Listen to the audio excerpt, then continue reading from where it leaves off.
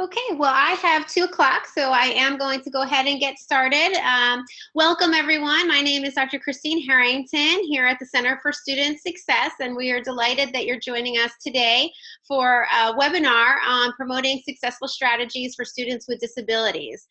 Before our presenters get started, I just want to give you a very brief background on the Center for Student Success. And we'll begin with just talking about what the mission is. So the mission for the Center of Student Success is really to work with all of our 19 community colleges across the state of New Jersey and helping to increase both the successful experiences and the outcomes for our community college students. We have several guiding principles that really help us kind of shape the work that we do. It starts off with making sure that we're engaging with one another across the state and working together in a collaborative way, certainly using data to drive our decisions, and then becoming really advocates and kind of champions of policy that really can inform and shape the work that we do. Okay, just going to close out on that actually, because I think, okay. We use the Guided Pathways framework. So in structuring the work that we do, as you know, Guided Pathways is all about increasing successful completion and helping students have a good, strong pathway. So that involves making sure that we have clear curriculum that provides students with a straightforward path, and they know exactly what steps are needed in order to get to the finish line. It also means that we're going to create meaningful learning experiences along the way. That's the pathway component. In terms of the guided piece, we want to make sure students choose pathways that fit well for them, and then we also want to help them stay on the path. So as you can see, it's a pretty broad framework that we're using here, and all of the events that we offer through the Center for Student Success are all grounded really in this Guided Pathways framework. So hopefully that provides you with a basic overview of the Center for Student Success and our primary mission. I'm going to turn it over now to Teresa Capra, who's going to introduce our presenters for today. So Teresa? Thank you, Christine. How are you? I am Teresa Capra. I'm a professor for education at Mercer County Community College, and this semester I've been working with Christine Harrington and the council to provide some professional development, including the webinars and today's. So I am delighted to introduce our esteemed presenters for today. We have Dr. Maureen Rustle and Gina Zippo-Mazur, and I did it anyway, Mazur, excuse me, from Ocean County College, and they are here to present today strategies to promote college success for students with disabilities. I'm going to turn it over now to Maureen and Gina. Thank you.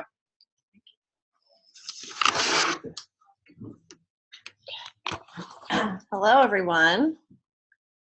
We are located in Trenton right now, so I want to welcome you all to our webinar, and I'm very happy to be here.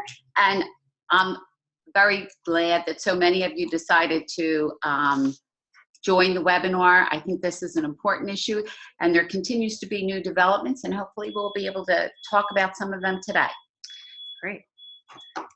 So today we're going to be talking about a lot of different things, focusing on students with disabilities, but this presentation also identifies different learning strategies for students without disabilities that they all have different learning styles and abilities, and we'll be encompassing some of those different learning styles within the presentation.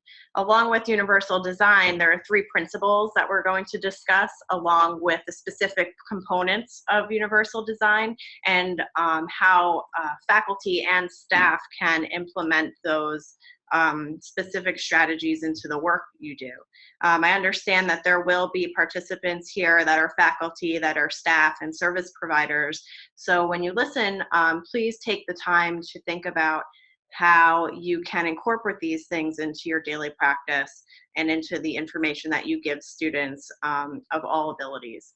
In addition to that, we are going to be sharing some resources with you at the end, so feel free to take a look at those resources and also reach out for questions during the webinar if you have them. There is a chat option that you can type in your questions, and periodically we'll be taking a look at those.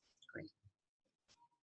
Thanks, Gina and Teresa and Christine, for this opportunity. So we're going to start just taking a look at all the different categories of disabilities that we may be seeing on our campuses today. So we're talking not just those physical disabilities that we can see, but learning disabilities, ADD, ADHD, dyslexia, dysgraphia.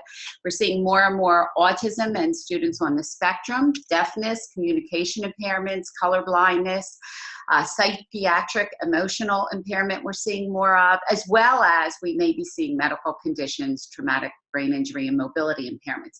And what we need to keep in mind is that some of these conditions will have certain impact that others don't. So we need to remember that there's what we see and what we don't see when we're working with students, the stress that's involved, the disorganization that goes along with certain disabilities, a difficulty in terms of attending and being able to focus, and the anxiety that comes with the college experience for many students, and a whole change in general. And that leads us to the next thing, which is the whole transition for students with disabilities and how difficult that can be. And I think this cartoon that Gina found sums it up really well. The maze in terms of deciding, what am I going to do after high school, and what do I look for when I start to look at colleges? This is stressful for any student, but particularly for students who have disabilities and may have a little bit of learned helplessness, or parents that have been taking care of everything for them. And we know the importance of the student owning some of this decision making, but that's not necessarily easy. So if students come to talk to us, which we strongly advise having some kind of open house or getting in on the college's open house and having a table set up in terms of disability services so we can meet students ahead of time, go over some of the procedures, give them some handouts and some information that helps them make a connection with us before they've even started college. That can be a great segue for the students. So in my work with students with disabilities, there has been a few self-report from students when I do some intakes with them, and these are capturing some of the things that students feel when they come into community college for the first time. A lot of these things aren't different from what a lot of average students feel, students without disabilities, but more or less, some students are really worried about keeping up in the classroom. They're concerned about the difficulty of the college level work versus their high school experience. They're worried about their professor not knowing who they are individually or knowing about their disability, which in college they don't. We don't disclose to faculty what students have been diagnosed with or what challenges they have academically. So when they come into a new environment, these are the statements that I have personally experienced. And it's important to keep this in mind as we go through this webinar, to think about what it might be like to put yourself in the shoes of a student coming in for the first time who's scared and who doesn't know what their success will look like in the college environment. Along with that, there's challenges for students with disabilities, and these are citing a few of those challenges. And within the deficits that students might have in language and communication, with memory challenges, processing, writing, there's a whole gamut of challenges that students can experience. And usually when we're presenting to faculty or sending a student off into the world of college, you know, the faculty members are always wondering, you know, well, if you're telling me these are the challenges students with disabilities have, then why are they here? You know, why, who encouraged them to come? And within the open scope of the community college, where people can come in and come and go as they please. There's, you know, they could sign up for classes as often as they want. You know, that's important to think about, you know, when people are trying to create barriers for a student and we don't exactly know what their strengths are as they move forward.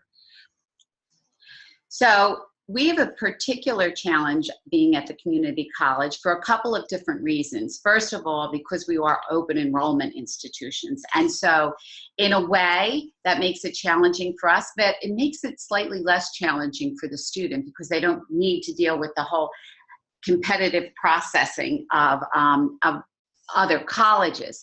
However, it makes it a challenge understanding all of what we may be seeing. So according to a recent report from the U.S. Department of Education, as recent as 2016, 11% of undergrads report having a disability. But what we know is there are probably many more students in our classrooms who have not self-reported.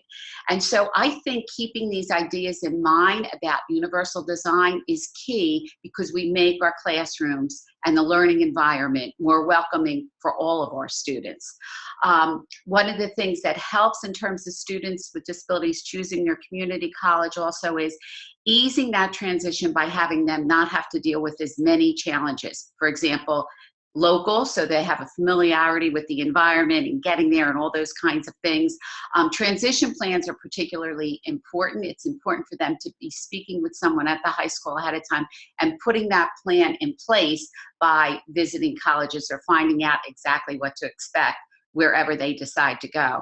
And emphasizing the point to students and their families that what they're guaranteed at the higher education level is access, not success. And for many, it's an important thing to realize, because K-12 system, they need to be accommodated and they need to graduate. That's not the same as at the college level. Accommodations need to be made. Graduation and success is up to them. So on our campuses today, we see much more diversity. Having a disability is one piece of it. On top of that, we have many more first-generation students.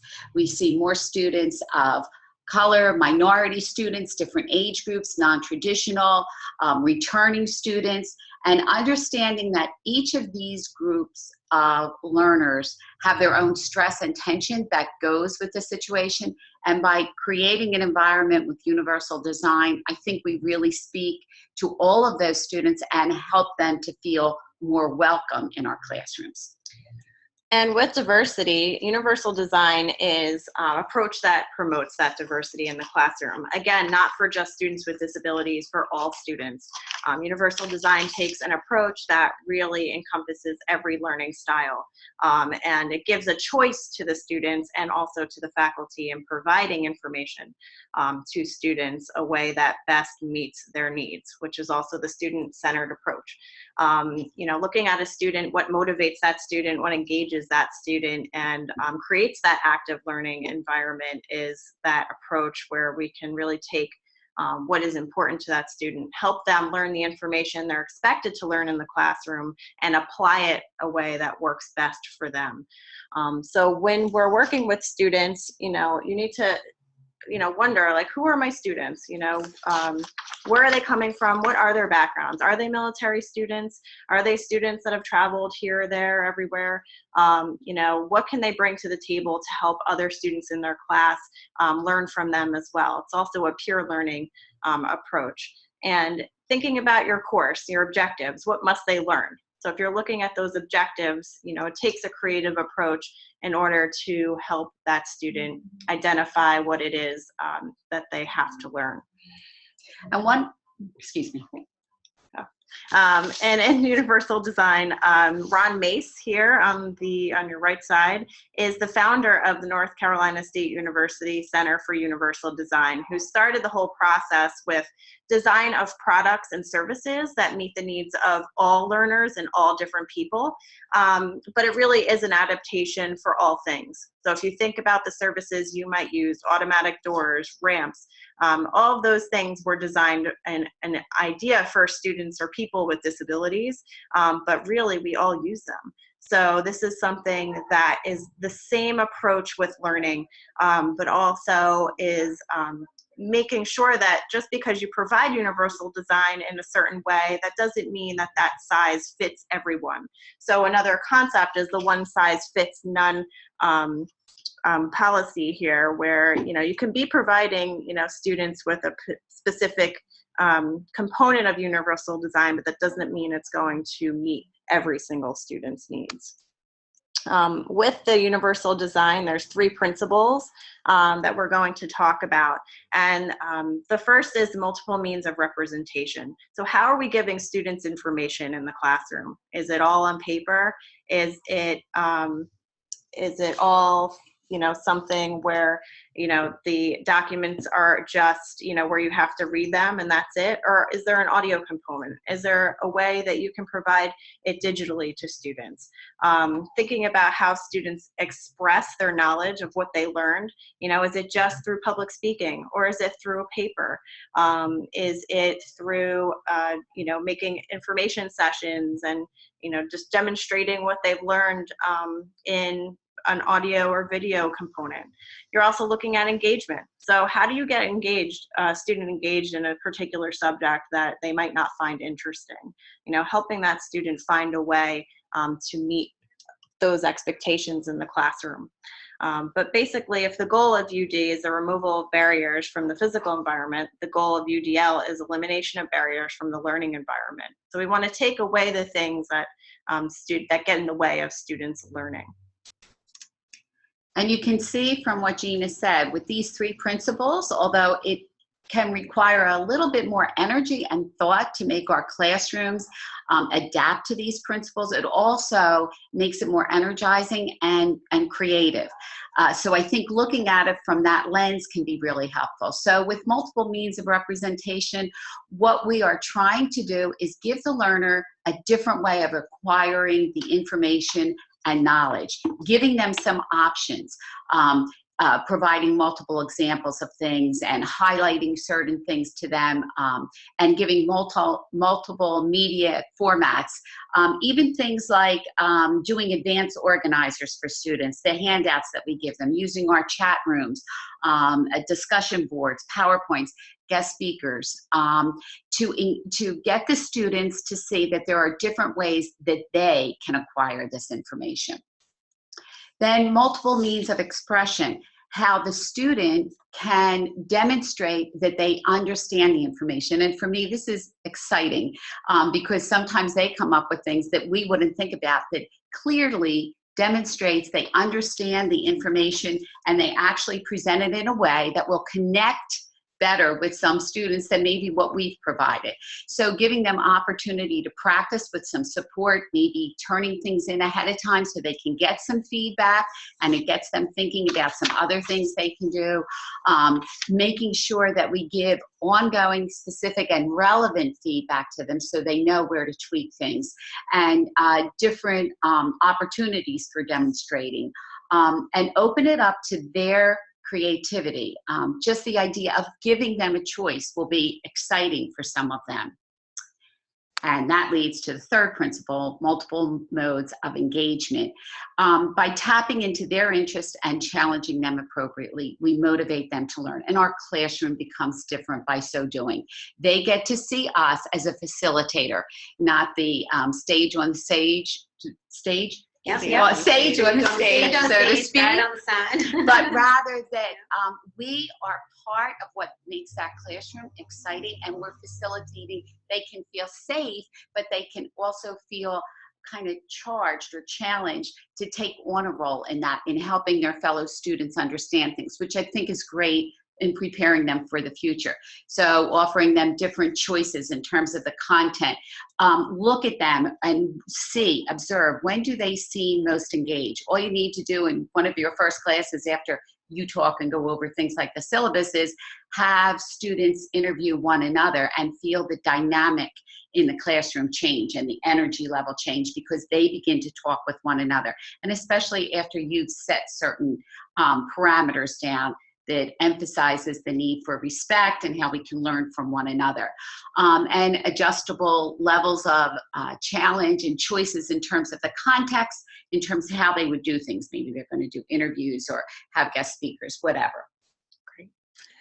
So we're just going to take a moment and think about your own experience with the traditional classroom lecture. Some of you can type into the chat option if you want. Hopefully that'll be up and running. And then we want you to think about the advantages and disadvantages of that method and how it may impact student success. So feel free to share, and then we'll be Little sound. Yeah. Takes patience on your end. Can take some time to type. Right.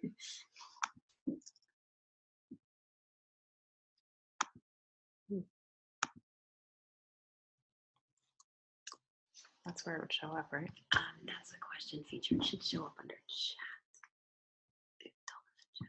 Go to the more button. All right. Anyone? Advantages? It comes from the lecture. Anyone? Ferris Ferris Bueller.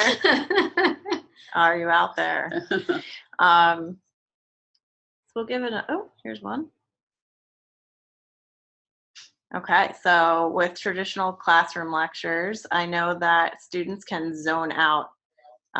Yes, so zoning out is definitely something that occurs in the classroom. I think despite, you know, a lot of different methods, you know, you could see that happening sometimes. But yeah, that would be a disadvantage.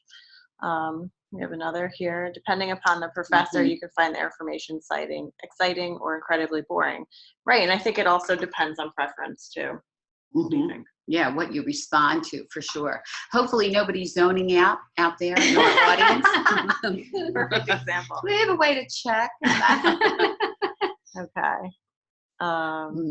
Yes, a professor that has a strong accent could be an issue too. Yes, there are all these barriers, and with that particular barrier, that's why UDL is really important too. You can provide information to students, maybe written, if the barrier of the accent gets in the way.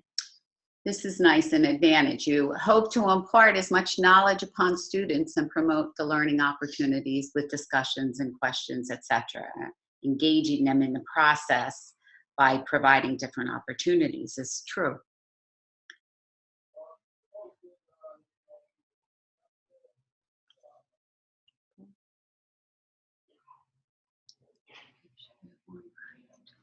All right, so thank you all for that.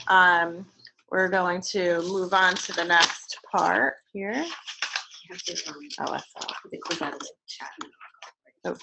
All right, so take a minute and process this picture. This is one of my favorite pictures. And this really sums up what the classroom looks like despite disability. So if we're asking every student to take the same exam and our class looks like this, then that's why universal design is really important for our classroom. You know, is the fish going to be able to climb that tree the same way as the monkey? Probably not. So we need to meet the diverse learning spectrum that we are seeing in our classrooms and in the services that we provide students. We're asking them all to fill out a form or to read a paragraph. That doesn't mean it's going to be perceived in the same way that you might perceive it. So just take this photo with you. I think it's a great representation of what we're talking about here today.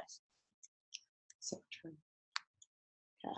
Okay, so we want to create a climate in our classroom that establishes these principles of expression and acquiring information and demonstrating knowledge. And I really believe we start with that on the very first day, and probably even before the first day by what we put up in terms of information on our course. But the syllabus statement is particularly important. We let students know up front, and I'm sure all of you have this on your syllabus, if a student in this class has a disability-related issue and requires accommodations, to please feel free to see me after class, and also whoever the disability service provider is. And at our institution, that's a requirement. It's part of the format for every syllabus. But what we've heard students say is the faculty member who makes a point of reading that statement and pausing really makes an impact on them. They feel, even if they don't disclose, that this is a faculty member, an instructor who is receptive to that information, the fact that they state it out loud. So something as simple as that, I think, is particularly important. And then establishing certain principles from the very beginning in terms of the high value we have for diversity and inclusiveness in our classrooms, and in our engagement with students, and emphasizing that that's important in every activity that will go on in the classroom, so that when they're involved in group work, we expect them to demonstrate that respect and inclusiveness, and to take a look at one another's strengths and weaknesses and what roles they can play in terms of an assignment or whatever, to learn from each other and to support each other. looking at peer leadership. How can students help one another? And I think we're really preparing them for the world of work in terms of doing this, because we know a work environment where people are supporting one another rather than competing with one another creates much better results. Looking at the physical environment that's created and making sure that our classrooms are safe and accessible and warm and friendly for students with disabilities and for all students, and that the materials we use are also accessible. Okay, then taking a look at our materials and that they optimize the opportunities for success with our students, being open ourselves to accessing different resources and to talking with students about it. Both our present students and maybe some students that we've had in past semesters, and we say what was particularly beneficial. I think sometimes doing a survey at the end of class to find out from students, you know, what went on in this classroom that made it a positive learning environment, and what were some things that made it maybe a little bit chilly at times, or not so friendly or comfortable. Also, getting information out early on to students in terms of our syllabus and assignments, so those students who have a difficult time with anxiety and stress can feel as if they're prepared and maybe even start to prepare ahead of time. I know we wish all students would do that, and that would be nirvana. But for those students who do, even if we have one student who does, it's really encouraging for us, but it's great for them. When we look at assessment, making sure we're looking at multiple means of assessing student progress and giving them feedback on that is specific, not just great job, but, you know, I really like the way you included some examples that other students brought up in class. It lets me know you're really connected. Pointing out the behaviors really helps to validate them for the student. And when you see students working in groups, making sure you give group feedback, but also individual feedback. And of course, praise in public and the criticism or whatever, trying to make more private so students can feel safe with that. And looking at accommodations, trying to make sure we look at that ahead of time, think it through ahead of time so students do not always need to remind us. Learning about campus protocol in terms of accommodations. How do we make sure from the first day of class on that the classroom is arranged appropriately, or whatever things need to be presented in a different format can be handled, or how we reschedule classes to another room, that sort of thing. So now we're going to move to a poll. We're going to try this, so bear with me. We talked a lot about maybe your role specifically with providing universal design, but here is a poll for you. Who or what department at your college is responsible for or assists with a universal design? We have student affairs, academic affairs, faculty and staff, IT, distance learning, not sure, or other. So right now we have a couple. All right, it's working. Yay, it's working. All right, this is cool. Share the results. Awesome. Yeah, and then we're going to share the results. We have 12 of 13 of 42, 14. Great. I don't know. Student affairs seems to be winning. What do you think, Maureen? Yeah, looks like it right now. But it's close. It's close. It's close. All right. Mm-hmm. 19 of 42. Oh, 21. Good job. There's a question. Oh, I think we have a question. All right. Other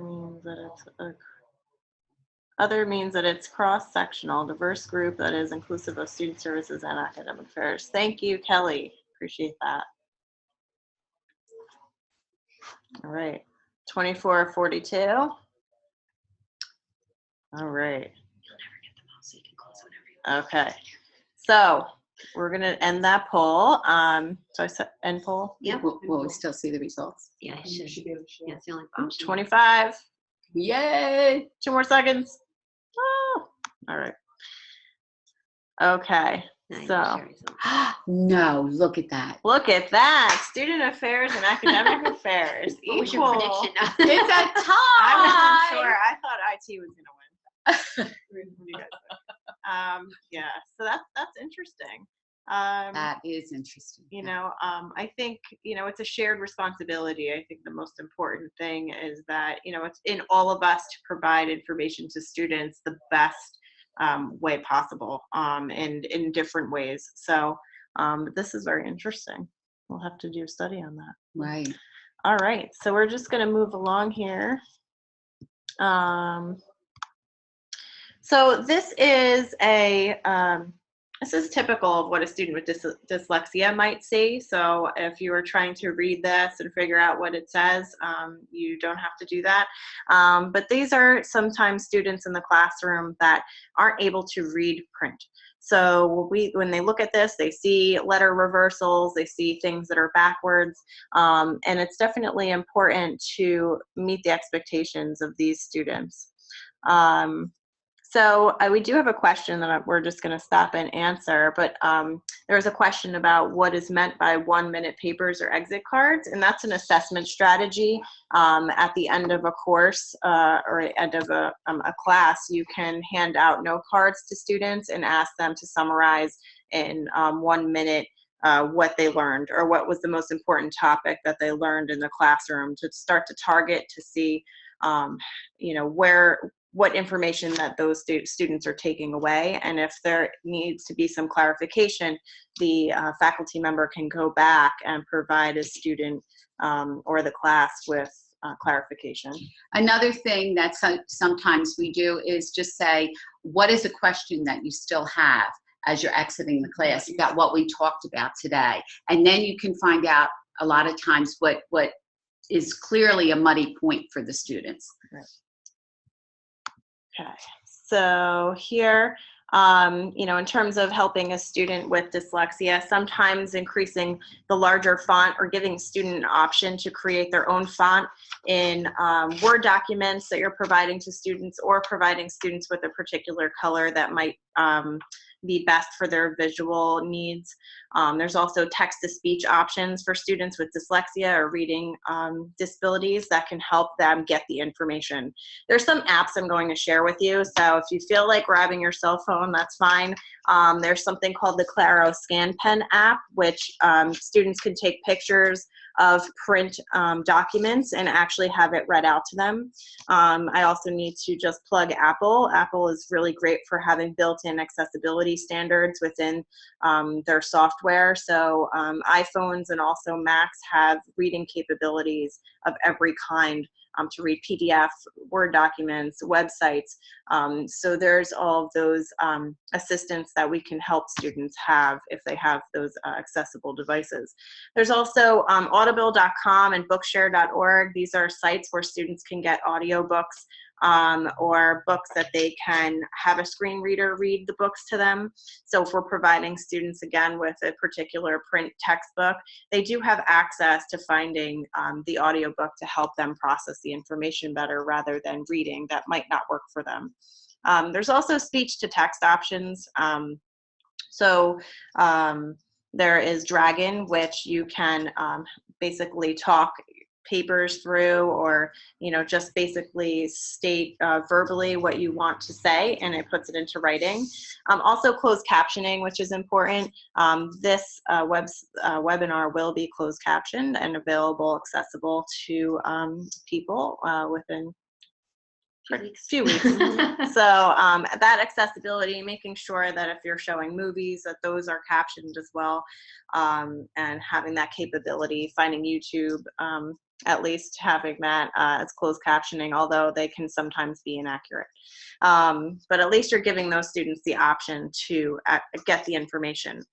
Along with that, there's adaptations that is made, and accommodations that are given to students, particularly with disabilities, that can give them background information, a context to what the topic is. If they need a dictionary, or they need some type of word processing software to help them with spelling, those things are available to students. They're available to all students. So we just need to make a change in giving them the access. Again, the Claro Scan Pen app is an app that is really helpful for students to, at least take a picture of what's going on in the classroom if they're given a handout, so they can hear it instead of reading it. All right, so we're going to move on to taking notes. So I know all of you have probably seen this once or twice before, even if you're in a service department and you're giving a student information or they need to know something that you post on your wall. They usually take pictures of it instead of physically writing it down. And that's okay. You know, I think it's okay to allow students to have the access to their cell phones because they have it on them all the time. And there's nothing better than that 24/7 access to information. But for note-taking specifically, there are, you know, taking pictures of the board for one thing, but also giving students the access to PowerPoints. We all have the capability to provide PowerPoints to students early on, and that is one of the most popular ways of giving students universal design strategies. Providing images for students and graphic organizers. If you see below, there is a picture of a graphic organizer, also known as a sunflower. So that's my favorite flower. So for me, that works for me if I need to identify some information and really break it down. And this could be for anything. Also, recording lectures in the classroom is good for all students, not just students with disabilities. This allows the student to get clarification on information that was provided. If they're zoning out, as was mentioned before, this is a way that students can, you know, listen back to it, have the access to that. And in addition to the recording, a regular recorder that could be on their cell phone or on a old school recorder now. We also have what's called a live scribe pen. If you see in the lower left corner, a live scribe pen is a recording device that looks like a pen, it writes like a pen, but it records voice. And it also works with a special notebook that is designed to be able to upload notes to a computer and also have a playback feature. So if I was drawing a flower and I was zoning out in my class, then I would be able to tap that flower later on and listen to the recording from that point when I was drawing the flower. So that really speaks to a lot of students. Again, despite disability, these are things that keep students engaged. One of the last things I'd like to mention is something called the SonaScent app. And again, you guys can download this. I believe SonaScent is free. This is great for note-taking. It's an audio recording device that records the voice of a person, but the student is also able to highlight important points as the lecture is continuing on. So it can highlight in different colors to show the importance or review. There might be a color yellow for review. So this is also something that is up and coming, and we should spread the word on that. So we also have here learning management system. So I could speak to the use of Canvas at Ocean County College, which is also known as the course portal to most students. And the learning management system is designed to be universal. So you're giving students access to digital information. You're giving them progress, updates on how they're doing. You know, there is a grading system within our use of Canvas that really helps students keep abreast of how they're doing in the classroom, what they might need to complete as they are taking classes. So we have a question here. Okay, so how do you suggest dealing with leveling the playing field if students come to class with varying degrees of technology and other support peripherals? Some students may not be able to afford some resources. Do you suggest just allowing the use of what school makes available, or allow students to use whatever they have access to? That's a great question. Do you have any thoughts about that? I think that students, it's better if they have prepared themselves ahead of time in terms of use of technology that will help them be successful. But if they haven't, encouraging them to do so, whether that's by working with a peer mentor, peer leader, in terms of some of the technology that's available. And also us, we can demonstrate things, but then it's up to them to practice. And I'm not sure if that addresses exactly what you mean with the question, Lori. Another Yeah, thought, Gina? I mean, sometimes every school is different. So we provide loans in the Disability Services office for smart pens, and we could also direct students to utilizing what they already have, like their cell phones. I mean, you can always hear the question or the answer that there's an app for that, and there really is an app for everything. So there's a lot of resources that particular offices have that really any student can go to and get that information. I think it just takes a little bit of digging to find out what that actually looks like. So I was just going to talk a little bit more about the learning management system, but with that, you know, it provides the flexibility and access to information 24 hours a day. And with that access of information, you know, you're providing the students with all different types of ways to learn, you know, and it just doesn't end when they leave the classroom. And I think that's the most important thing, because you will find a student that doesn't prefer to listen in the classroom and does prefer to do work outside and listening to resources outside of the classroom. It also promotes social learning. So there are chat rooms and there's different discussion boards that faculty can incorporate within the learning management system that gives the student a way to learn from others. And also, you know, providing the context of information of what they're expected to learn within that system also puts accountability on the student. You know, universal design is a willingness on the faculty end and the service provider end, but it's also willingness on the student end to try something different or to learn a different way. Okay, so this is always something I like to share. Dysgraphia, it often looks like this on the right-hand side, and what that means is that it's basically a writing disability, and sometimes I receive information from students that look like this, and you know, if we can't read what they're writing, how are they supposed to read back their notes? How are they supposed to write tests and have faculty read them? So there's accommodations that can help with this, but also universal strategies that can help a student. So here are some alternatives to actually physically writing. I personally have awful handwriting, so I prefer to type things. I guess it's a sign of the times. So having a recorder, you know, maybe it's easier for a student to record their thoughts on a certain topic, and that's how we can judge whether or not they're learning. You know, does it really have to be a written essay by hand in a classroom, or could it be something that's verbal? You know, again, it's an openness to this learning curve. Also, providing students with access to computers in the classroom, you know, if they have their own laptops or they have flat screens over here on the left, that tablets that they like to use, you know, allow them to do that within limits. You know, we don't want to see them on Facebook or doing things they're not supposed to be, but if it really does help them with giving you information about how they learn, then it might be a great option. Additionally, you'll see that there's the Dragon software down below that provides a student with access to be able to speak their words into a text option. But even I see a lot of students writing papers by talking into their cell phones now, and then they're able to have the content, then go back and edit it on a word processor. So, you know, you have to kind of meet the student where they're at. And then even with allowing a student to maybe present information to a class, if they're more comfortable doing that, then maybe writing an essay. Again, it's about engagement. You know, if there's a student who's really into theater, it might be something where you can touch into their interests a little bit more. Oh, I'm going to check a chat. I think there was one. Let's see here.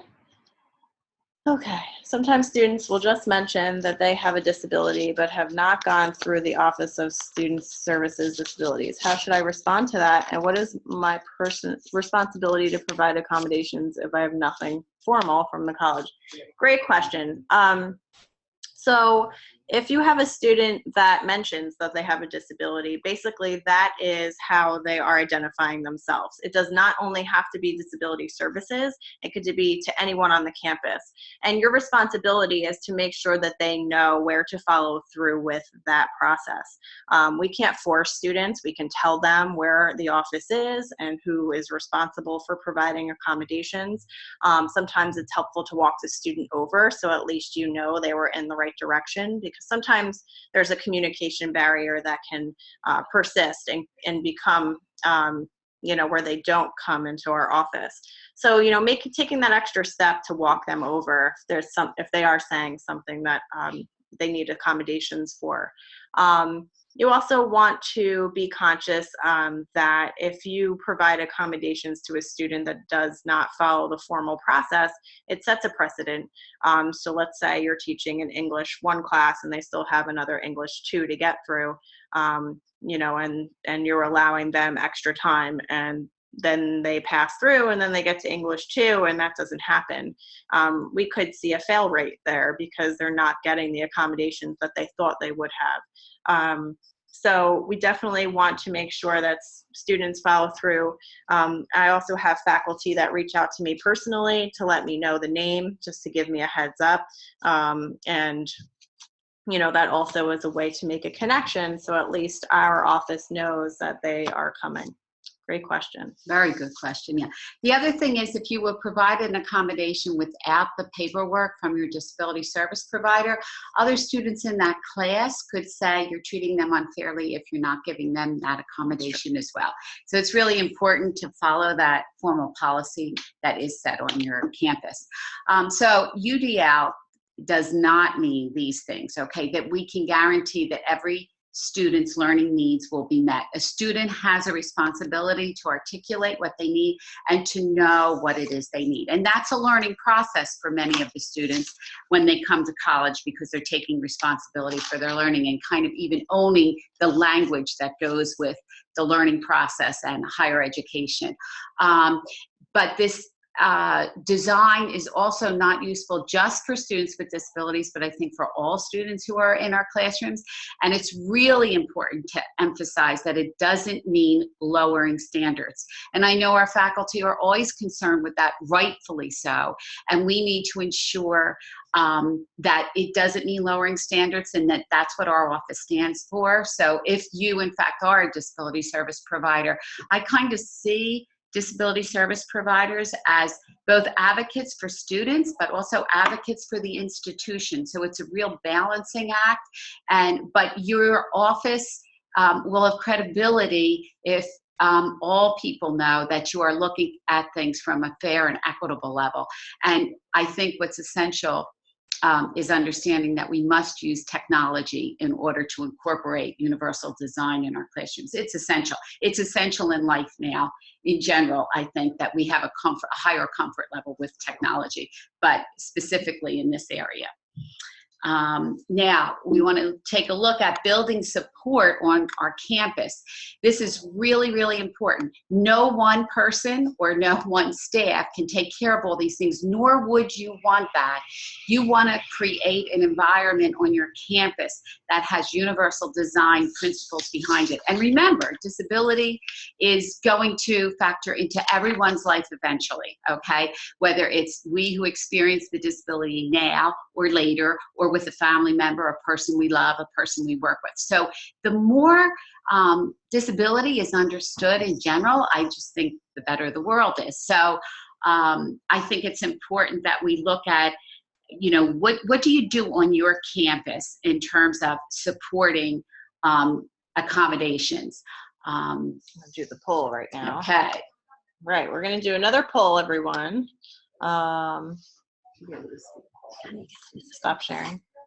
No, you don't want to stop sharing. On that one, though, right? On that question. Yes, do the stop sharing at the bottom of that. And see, yeah, Oh. let's see what happens. Okay. Okay, now do the drop down to get to the next question. All There you right, go. there we go. Yep. So we want to ask, what UDL strategies have you found to be particularly effective, well received on your campus? So let's see if you all want to participate. Oh, here we go. It's working. Okay, the course portal is a big one. Great. Wow, we have a lot now. Good. Ooh. Wow. Choices and assignments, pretty good. I'm glad to see that.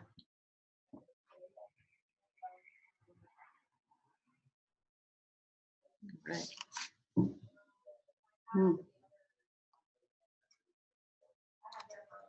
We'll give it another few seconds. If you're tuning in, there is a poll available. All right, we got half of you. That's good. That's great. All right. Yeah. Oh, we got one more? Awesome. All right, so we're going to end the poll for the sake of time here. And we're going to share the results. And it looks like the course portal has won, which I'm glad to see.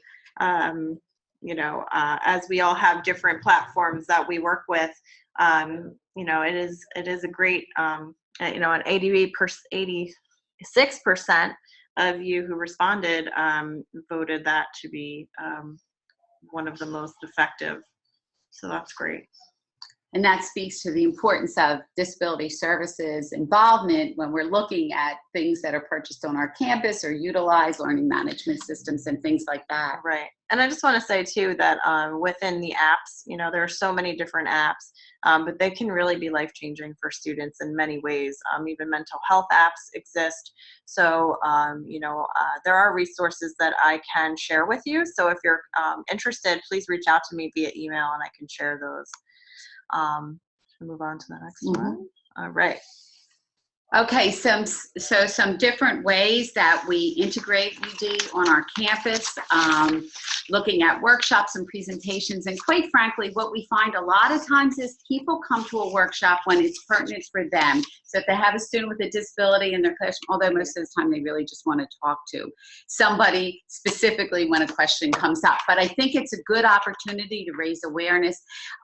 Quite frankly, informal support and consultation can be one of the best ways, so make sure you're visible. I think walking across campus, or if you're the instructor, walking over to the disability service officer, giving a phone call, it helps to make it a more friendly environment in terms of getting information. And we know that as instructors, as faculty in the classroom, we like to feel as if we're the experts and we know all things, and it can be hard to ask a question. But when we see people around, that can be helpful. Using surveys both for students as well as our faculty and staff, and focus groups, using a whole combination of methods, I think really makes a difference. And again, seeing yourself as somebody that's trying to create an environment and giving feedback to those people who you see incorporating the strategies and supporting students and actually utilizing them in your workshops and presentations. We found when our college faculty presented for high school presentations, they really rose to the occasion, and the high school people liked hearing directly from the faculty member what their expectations were of a student in the classroom. And I'm sure you have lots more good ideas. Yeah. And I can't stress enough from disability services perspective that it's so important, if any of you disability people are out there, is to get involved with your faculty and staff on an informal level, because that's what creates a relationship. You know, a lot of people might be resistant when you reach out to them and, you know, because of a student issue. So it's better to make a relationship without an issue or a challenge presented. So, you know, reach out, go to different events on campus, you know, show support of your faculty. I know that it's helped me a lot making those connections with people. So here's some resources, and we have a few minutes left, so hopefully we can get to some questions. So these are the resources that we have found to be pretty useful in presenting this information to you, but there is a whole host of information resources online for universal design. Again, if there is a particular person on your campus that provides UDL strategies, you know, have a conversation with them, meet with them, find out what they recommend and how you might be able to present information to students in a different way. You know, every case is different, so we definitely want you to have this in your back pockets. All right, so we'll move on to the question area. So if you have a question, you can put that into the chat and we will answer it for you. So we had one a while ago.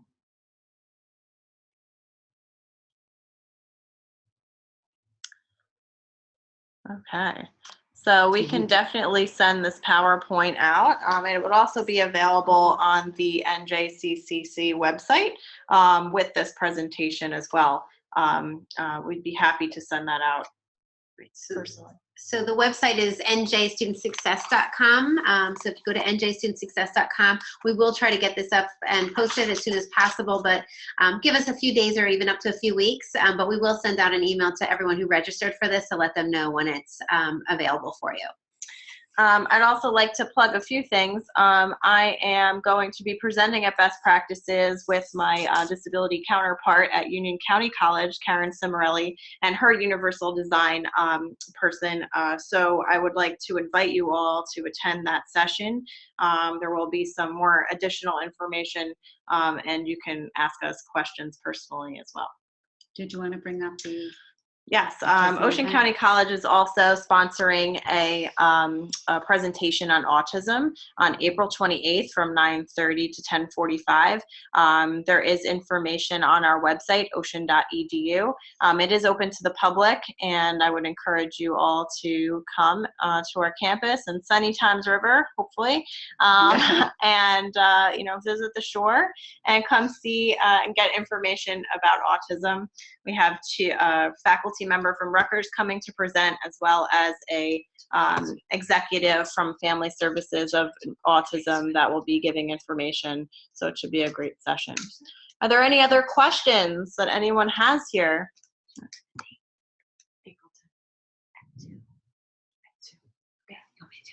Yeah. I'm gonna jump in. It's a Monday. Sure. Okay. Oops. What happened here? Oops, let me get out of this. Just give me 1 second, folks. All right. Well, I certainly would love to say thank you to both Gina and Maureen for such an excellent presentation on such an important topic. Very, very important. So I appreciate all of you coming together to listen to this. As a reminder, njstudentsuccess.com is the place where you can go for resources from the center. We do have another webinar in the series this semester coming up on April 10th at 2 o'clock, working with students with color. So we will definitely love to have you participate in that. Fidel Wilson from Brookdale Community College will be presenting. So we will send out more information about that and look forward to having that information. There was a question about the PowerPoints. Yes, PowerPoints and the recording will be posted on the website. Be happy to do that for you. So as you know, all of the events through the center are free of charge. We will also have a couple of other events coming up. You can find out about them on our website, but just a couple that I'll mention to you. In May, we have 3 college readiness workshops that you can go to, institutes, and encourage you to do that. We also have an advising conference that will be held on June 7th at Mercer. And Teresa Capra will be hosting an online course about online pedagogy. So we'll be sharing information about that, as well as the course design workshop institute as well. So there's lots coming up that you can take advantage of. So thank you all for participating, and thank you again to our fabulous presenters. So thanks so much, Maureen and Gina. Thanks, Christine. Thanks, everyone. Questions? You're gonna just log off. Yes, I think we're done because we're at the top of the hour. Oh, wait, there was one question in here. What is the Sonicet application? Oh, let's just answer that question before we I put it in a different spot. I'm going to answer by text, right? You can just answer. So answer Sonicet application is for note-taking. So you can download at your app store, Sonicet, and there should be a free trial of Sonicet. And there's also universities and colleges can buy a license, so they can give the license out to students. That again records audio and also allows the student to highlight what is important within that that lecture, so they can highlight important, review, not important, so they have access to doing that. It's a really cool app that gives students a visual on seeing the information and hearing it as well. Okay. All right. Well, thanks again, everyone. Thanks so much for attending. We hope you have a great day. Take care. All right. Good job.